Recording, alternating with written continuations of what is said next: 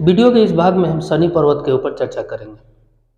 शनि अर्थात वह भाग्य का पर्वत, भाग्य की देवी इसी पर्वत के नीचे निवास करती है। जी हाँ, हम लोग बात कर रहे हैं मध्यमा उंगली के मूल अर्थात शनि पर्वत पे। नमस्कार, मैं ललित रंजन टेक्नोसिस इन्फोटेक के इस यूट्यूब चैनल पे आपका हार्दिक स्वागत करता हूँ। आज का हमारा यह विषय है मध्यमा के पर्वत अर्थात शनि पर्वत। शुरू करते हैं। यदि हम शनि पर्वत की बात करें तो मध्यमा उंगली के मूल में इस पर्वत का निवास पाया जाता है। मध्यमा के मूल अर्थात हृदय रेखा के ऊपर का क्षेत्र तथा अनामिका एवं तर्जनी उंगली के जड़ के मध्य का जो भाग है वह शनि पर्वत का क्षेत्र माना जाता है। अब इसकी तीन स्थितियां बन सकती हैं। एक तो यह पर्वत विकसित हो, पूरी तरह से डेवलप हो, ठीक है। दूसरी स्थिति कि यह सामान्य रूप से विकसित हो, और तीसरी स्थिति कि यह अल्प विकसित हो या अविकसित हो।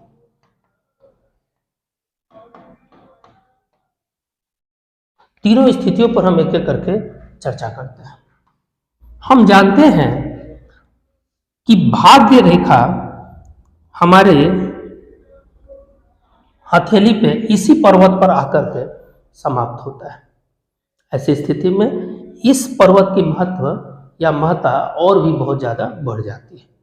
अगर यह पर्वत पूरी तरह से विकसित हो अर्थात यह पर्वत पूरी तरह से गोलाई लिए हुए हो, मध्य में हो उंगली के, और पूरी तरह से गुलाबी रंगत लिए हुए हो, ऐसी स्थिति में व्यक्ति का भाग्य बहुत अच्छे तरीके से काम करेगा, वो बहुत भाग्यशाली होगा। ऐसा व्यक्ति अपने ही प्रयत्नों से जो चाहे प्राप्त करेगा। जिस चीज को छुएगा सोना बन जाएगा, पारस पत्थर की तरह काम करता है। भाग्य तो साथ दे ही रहा है। अगर अन्य भी शुभ लक्षण हो तो वह देश में अच्छे स्तर तक पहुंच सकता है, अच्छा व्यापारी बन सकता है, अच्छा पदाधिकारी बन सकता है।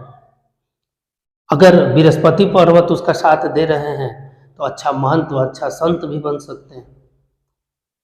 अगर थोड़ी सी दूसरे पर्वत ने भी साथ दिया तो हर प्रकार से यह उनके लिए अच्छा ही होगा। क्यों? क्योंकि भाग्य की देवी उनका साथ दे रही है। तो भाग्य जिसके साथ है उसको तो फिर कोई डिगा नहीं सकता है। लेकिन अगर यह अति विकसित हो जाए, बहुत ज़्यादा, एक चौथी स्थिति इसको देख लेते हैं कि यदि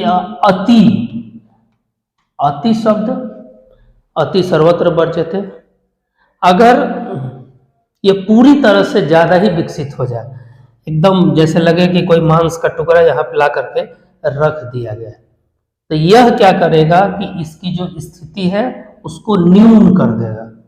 अब यह व्यक्ति भाग्यशाली था, अब यह व्यक्ति सिर्फ और सिर्फ भाग्य पे भरोसा करने वाला हो जाएगा। भाग्य भरोसे मतलब भाग्यवादी हो गया। पहले क्या था? भाग्यशाली था, भाग्य उसके साथ था। अब क्या हो गया? तो भाग्यवादी हो गया, सिर्फ भाग्य के भरोसे काम करेगा, आलसी हो जाएगा, निराशावादी हो जाएगा। बहुत ज़्यादा विकसित हो जाए, उसके काम न हो तो हो सकता है कि वह व्यक्ति अपने शरीर को भी नष्ट कर ले, वह व्यक्ति अपने शरीर को भी नष्ट कर ले। शनिदेव जिस प्रकार से देते हैं तो सबसे पहला है कि दिमाग का जो ब्रेन है उसको भी कुबुद्धि भी साथ साथ दे देते हैं। तो सोचने की शक्ति जब व्यक्ति के पास बहुत ज़्यादा आ जाता है या कुछ नहीं आता है तो दोनों दिशा में वह व्यक्ति का दिमाग काम करना बंद कर देता है। अगर बहुत कुछ मिल जाए तो उसको पचा पाने के लिए भी एक शक्ति होनी चाहिए, वो भी मनुष्य में होना बहुत जरूरी है। अन्यथा कि जब बहुत कुछ मिलता है तो खानदानी रईस है वाला गाना भी चला है, नया सुनेंगे। पुराने जो रईस होते हैं पचा लेते हैं, नए नए वाले रईस iPhone 9 और iPhone 7 चमकाते हैं। आगे बढ़ते हैं।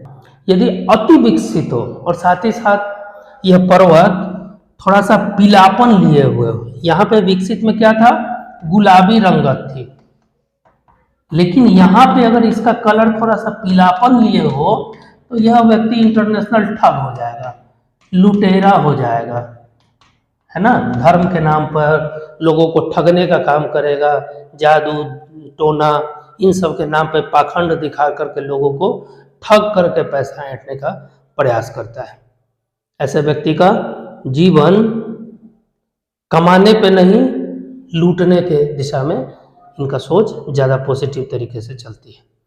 तीसरी स्थिति, अगर यह सामान्य तौर पे नॉर्मल हो, है ना, नॉर्मली अगर ये डेवलप हो, मतलब हल्का न धसा हुआ है न बहुत ज़्यादा उठा हुआ है, एकदम नॉर्मल हो, प्लेन हो, ऐसे लोग का भी जीवन शैली ठीक ठाक चलता है। मेहनती होते हैं, परिश्रमी होते हैं, लेबर के दम पे अपने आप को ऊंचा उठाने का प्रयास करते हैं, जीवन में लगे रहते हैं और परिश्रम के बल पे अपने आप को ऊपर उठाने का प्रयास करते हैं।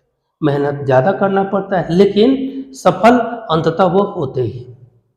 ऐसे लोग एकांत प्रिय होते हैं, अपने ही धुन में लगे रहते हैं, काम करते करते इतना ज़्यादा अपने काम में खो जाते हैं कि कभी कभी गृहस्थ जीवन से कट जाते हैं।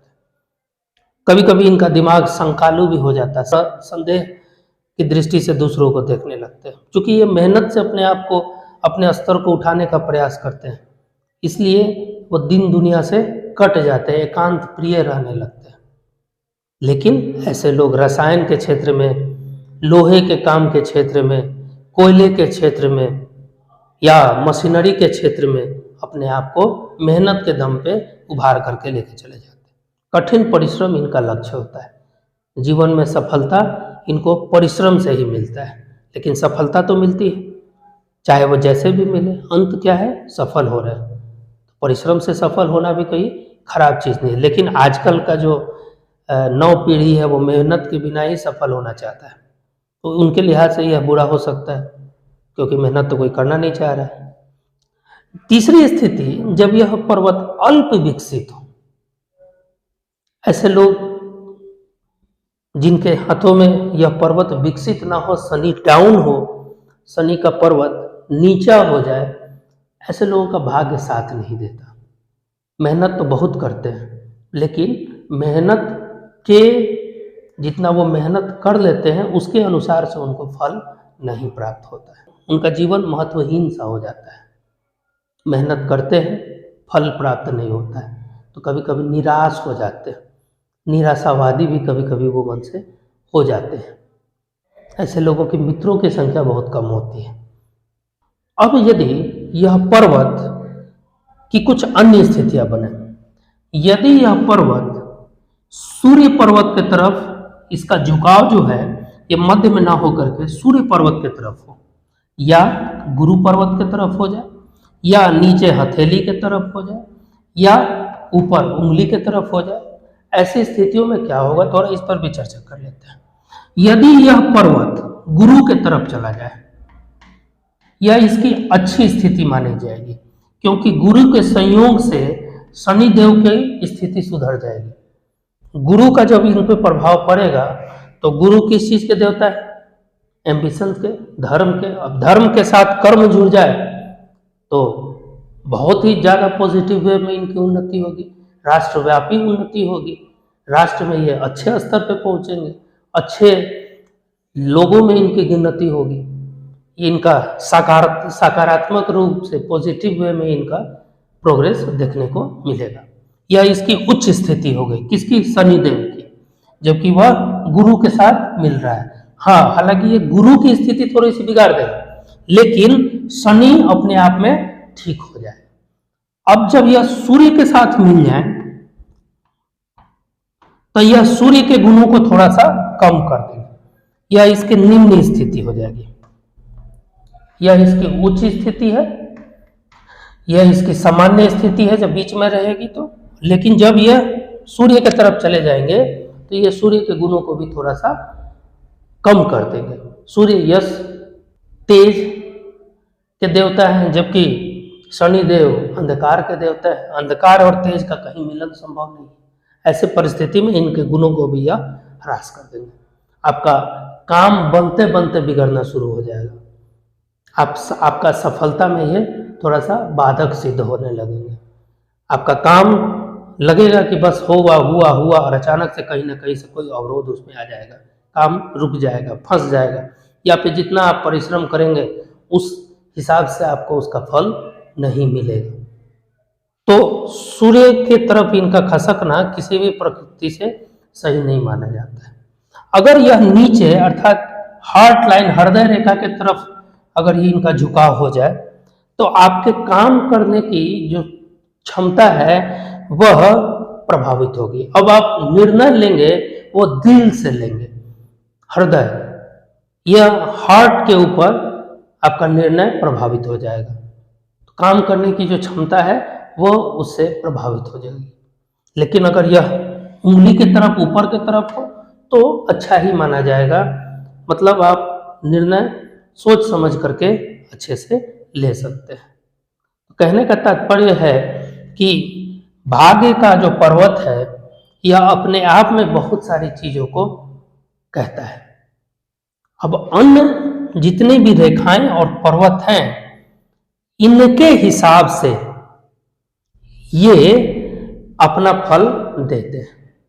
अगर इस पे अन्य जगहों की जो भी रेखाएं जाती हैं, जैसे भाग्य की रेखा यहाँ जाकर के समाप्त होती है, अगर शुक्र से कोई रेखा जाए, मंगल से कोई रेखा जाए, चंद्रमा से कोई रेखा जाए, है ना, राहु से कोई रेखा जाए, ठीक है, तो सारी रेखाएं यहाँ पहुंचती हैं और भाग्य की रेखाओं को कहीं ना कहीं बल प्रदान करती है।